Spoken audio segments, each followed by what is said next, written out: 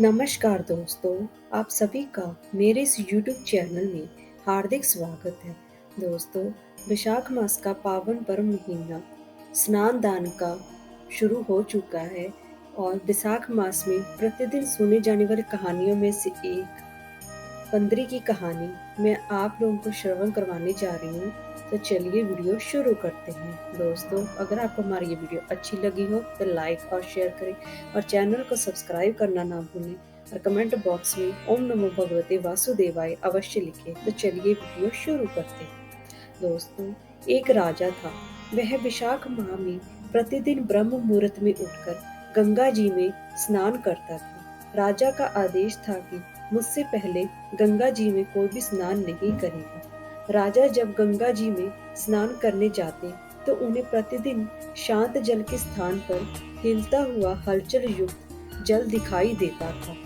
दोस्तों, तब राजा को संदेह होता था कि निश्चय ही मुझसे पहले कोई प्रतिदिन गंगा जी में स्नान करता है। अंततः राजा ने नदी के तट पर पहरेदार बिठा दिए। गंगा जी के तट पर एक वृक्ष था। उस पर एक बंदरिया रहती थी।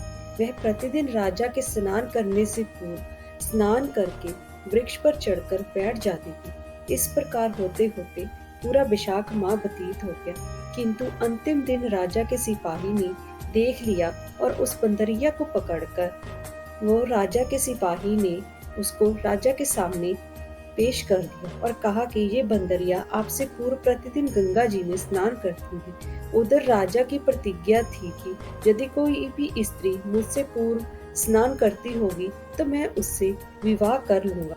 इसलिए राजा को बांदरी के साथ विवाह करना ही पड़ा। वैशाख स्नान के पुण्य से बंदरी के गर्भ ठहर गया। 9 मास पूर्ण होने पर बंदरी ने राजा से पूछा कि शिशु के जन्म के समय मुझे क्या करना चाहिए। तब राजा ने महल में एक घंटी लगवा दी और बंदरी से कहा कि जब तुम्हें दर्द हो तो उसे बजा देना, मैं संपूर्ण प्रबंध कर दूंगा। राजा की अन्य रानियां भी थीं, उनकी कोई भी संतान नहीं थी। बांदरी को गर्भ है, यह समाचार जानकर अन्य रानियां मन ही मन बांदरी से ईर्ष्या करने लगी और भावी संतान का नाश करने हेतु विभिन्न योजनाएं बनाने लगी। घंटी लगी देखकर एक रानी ने बंदरी से इसका कारण पूछा तो बंदरी ने सारा संपूर्ण वृतांत उन्हें सुना दिया। रानी ने बहकाया कि एक बार घंटी बजाकर तो देख ले कि राजा आते हैं या नहीं। बंदरी ने घंटी बजाई तो राजा दौड़े दौड़े महल में आए और घंटी बजाने का कारण पूछा। इस पर बंदरी ने उत्तर दिया कि मैंने तो रानी के कहने पर घंटी बजाई थी।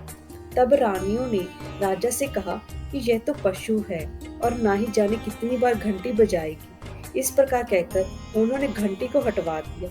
कुछ दिनों बाद बांदरी के शिशु जन्म का समय आया तो उसने अन्य रानियों से पूछा कि मैं क्या करूं। तब रानी ने कहा कि तुम आंखों पर पट्टी बांधकर सो जाओ। बांदरी के वैशाख माह के स्नान की पुण्य प्रताप के रूप में एक सुंदर पुत्र को जन्म दिया। शिशु के जन्म होते ही उसके रोने से पूर्व ही रानियों ने उसे एक टोकरी में रखकर दासी को दे दिया और आदेश दिया कि इसे नदी में तुम बहाकर आ जाओ और उस शिशु के स्थान पर एक पत्थर रख दिया। राजा को भी कहलवा दिया कि बांदरी ने एक पत्थर को जन्म दिया है। राजा ने सुना तो उन्होंने भी संतोष कर लिया कि जब दूसरी रानियों के संतान नहीं है तो ये तो बांदरी है, इसके क्या संतान हो। उधर दासी ने उस सुंदर शिशु को नदी में न बहाकर कुम्हार के खंडड़ में रख दिया। दूसरे दिन कुम्हार कुमारी खंडड़ में आए तो वहां एक सुंदर शिशु को रोते हुए देखा। कुमार कुम्हारन भी निसंतान थे। उन्होंने उस शिशु को अपने लिए भेजी गई भगवान की भेंट माना और बड़े प्रेम से शिशु का पालन पोषण करने लगे। कुछ बड़ा होने पर बालक को ज्ञात हुआ कि वह रानी बांदरी का पुत्र है, जिसको रानियों ने मरवाना चाहा था।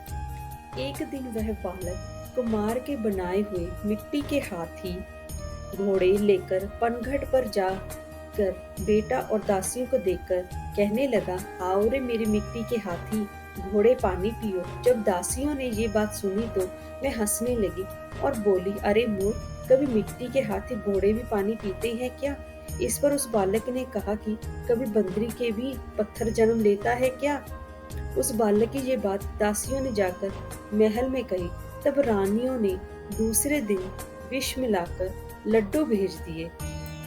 ईश्वर की कृपा से लड्डू गोंद और बादाम के हो गए और उन लड्डू को खाने से उस लड़के की मृत्यु नहीं हुई। यह समाचार दासी ने रानी को कहा और रानी ने राजा से कहकर कुमार को देश निकाला दिलवा दिया। कुमार अब फिर वन में रहने लगा। दोस्तों, तत्पश्चात अगले वर्ष चित्तर माह में माता गणगौर के पूजन का दिन आया तो वह बंदरी का पुत्र 108 करवे और 108 गोली लेकर तथा घड़े में पानी भरकर बगीचे के बाहर बैठ गया। उधर राजा की और साहूकार की पुत्रियां गणगौर बनाने के लिए मिट्टी लेने के लिए आई तथा बगीचे में खेलने और झूलने लगी। इस कार कुछ समय बाद उन्हें प्यास लगी। तब उन्होंने उस बंदरी के पुत्र से जल पिलाने के लिए कहा तो उस बालक ने उत्तर दिया कि मेरे पास एक गोली है, उसे खाते जाओ और मेरी चारों ओर फेरी लगाती जाओ, तब मैं तुम्हें जल पिलाऊंगा।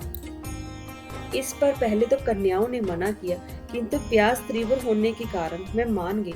इस प्रकार गोली खाने और उस युवक के साथ फेरे लेने से वह गर्भवती होगी। बाद में जब उनके माता पिता को ये ज्ञात हुआ तो वह सभी कुमार के पास आए और संपूर्ण वृत्तांत सुनाया तथा कहा कि तेरे पुत्र ने हमारी कन्याओं से विवाह किया है, अब तुम्हें इन्हें अपने पास रखना होगा। तब कुमार ने निर्दल होने के कारण असमर्थता व्यक्त की। दो कन्याओं के माता पिता ने बहुत सारा धन देकर अपनी कन्याओं को कुमार के घर विदा कर दिया और कुमार के घर 108 बहुएं आ गईं और कालांतर में ही उनके 108 ही पोते हो गए। कुमार ने समस्त नगरी को भोजन हेतु निमंत्रण दिया और राजा को भी बुलावा दिया। राजा के यहाँ से रानी बंदरी के अतिरिक्त सब भोजन हेतु पधारे। तब राजकुमार राजा की आज्ञा लेकर बंदरी को लेने रथ पालकी पर गया, लाकर सभा में सबसे ऊंचे स्वर्ण आसन पर बिठाया। राजकुमार ने अपनी सभी पत्नियों को समझा दिया था कि बंदरी मुझे जन्म देने वाली माता है। एक एक बहू रानी बंदरी के चरण स्पर्श करती गई और एक एक सोने का सिक्का और पोते को गोद में देती गई। जब राजा और अन्य रानियों ने ये सब देखा तो कुम्हार के पुत्र से इसका कारण पूछा। रानियों को तो संदेह होने लगा कि ये अवश्य ही बंदरी का पुत्र है।